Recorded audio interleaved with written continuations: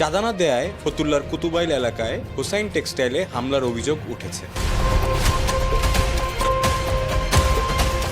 মালিকপক্ষের দাবি, ছাত্র জনতার গণঅভ্যুত্থানের পর থেকে বিভিন্ন কারখানায় চাঁদা দাবি করা হয়, কিন্তু চাঁদা দিতে অস্বীকৃতি জানানোয় কারখানার এবং বাসায় হামলা করে ভাঙচুর লুটপাট করে সন্ত্রাসী বাহিনী। আমরা এই জায়গায় কাজ করতেছিলাম, এর মধ্যে অতিরিক্ত 50-60 জন লোক এদিকে ঢুকিয়া আমাদেরকে যেখানে যাদের পাইছে আহত করছে। এই যে দেখতেছেন কাপড় জ্বালাই দিছে, ওই জায়গায় পরে গ্যালাস ভাঙছে, অফিস ভাঙছে, অনেক ক্ষয়ক্ষতি হয়েছে।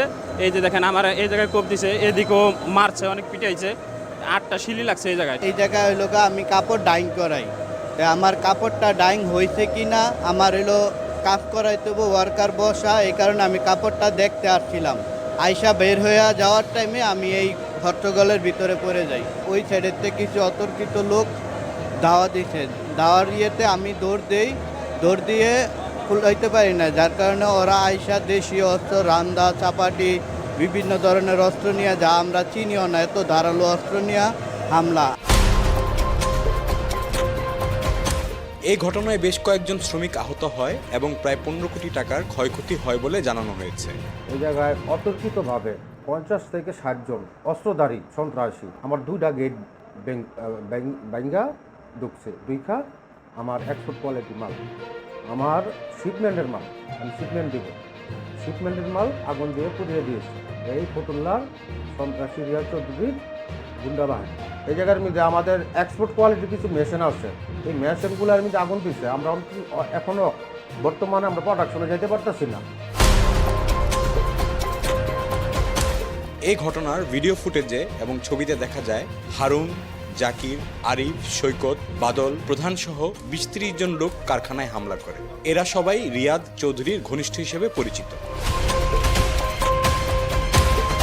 বেসিক্যালি যে ঘটনাটা শুরু হয় সেটা হলো আপনার 5ই আগস্ট থেকে। 5ই আগস্ট আমার যে ফতুল্লা বালিঘাট, এখানে প্রথম তারা আর কি দখল করার জন্য দেন আমার অফিসগুলোতে আগুন দেয়। রিয়াজ চৌধুরীর নেতৃত্বে তার যে ছেলে পেলে তারা এই কাজটা করে 5ই আগস্ট। তো শুধু আমার ঘাট না, আমি ওই দিন যেটা শুনলাম যে একেবারে আমাদের বিসিক থেকে শুরু করে পাগলা পর্যন্ত তারা একটা তাণ্ডব করছে। ওগুলা নিয়ে যখন আমি কথা বলার চেষ্টা করি, 5 তারিখে তার সাথে আমি কন্ট্যাক্ট করতে পারিনি। তো 6 তারিখে তার সাথে কথা বললাম, তো সে বললো যে এখন থেকে আর ঘাট আমরা কেউ চালাইতে পারবো না, ওরা চালাবে এটা।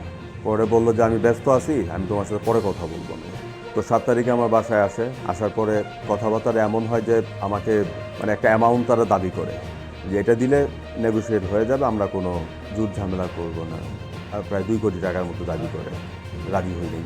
তো রাজি না হওয়ার কারণে যখন নাকি আবার আমরা যে 11ই সেপ্টেম্বর যখন আমরা এই একটা শান্তি মিছিল নিয়ে বের হব, ওইটার মধ্যে তারা আক্রমণ করে। ওইটা আক্রমণ করার পরে দেন আমার ইসেতে ফ্যাক্টরিতে প্লাস আমার বাড়িতে, মানে ফ্যাক্টরিতে আগুন জ্বালায়, মেশিন টেশিন পোড়ায়, আমার বাসায় গাড়ি টাড়ি ভাঙচুর করছে। রিয়াজ চৌধুরীর নেতৃত্বেই তার ছেলে পেলে আবার এই কাজগুলো করে। ফ্যাক্টরিতে প্রায় 15 কোটির উপরে, 15 কোটি প্লাস ক্ষয়ক্ষতি হয়েছিল। যেহেতু আমরা ইনসিকিউর ফিল করতেছি, আর হলো যে আমাদের সাথে যেসব লোকগুলা মিছিলে জয়েন করতে আসছিল তাদেরকে হুমকি দিচ্ছে, এবং কিছু কিছু বাড়িতে এমন হয়েছে যে ওই ছেলেকে পায় না, তার বাবাকে ধরে মারধর করছে, ভাইকে পায় না, ছোটো ভাইদেরকে ধরে মারধর করছে, এবং তারা প্রতিনিয়ত এই কাজটা করে যাচ্ছে এখনও। আমাদের প্রশাসন, আমাদের এসপি মহোদয়, ডিসি মহোদয়, তাদের কাছে আমি অনুরোধ করব যাতে আমরা সিকিউরিটিতে থাকতে পারি, ওরকম একটা ব্যবস্থা যাতে অবশ্যই নেয়।